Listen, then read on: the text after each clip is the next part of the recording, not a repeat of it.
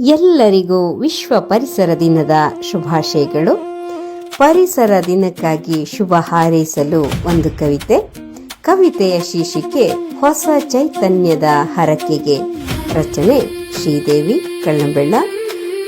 ಸಂಗೀತ ಮತ್ತು ವಿಡಿಯೋ ಸಂಕಲನ ಸಹಕಾರ ಯಶಸ್ವಿ.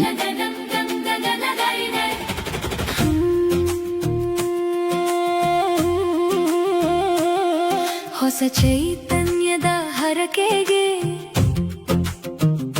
ಜೀವರಾಶಿಯ ಕಾಯುವ ತಾಯಿಗೆ, ವಿಶ್ವ ಪರಿಸರ ದಿನದ ಹಾರ್ದಿಕ ಶುಭಾಶಯಗಳು. ಬದಲಾಗಲಿ ಜಗವು ಹಸಿರಾಗಿ, ನಮ್ಮ ಬದುಕು ಸಾಗಲಿ ಪರಿಸರ ಸ್ನೇಹಿಯಾಗಿ. ಬನ್ನಿ ಕೈ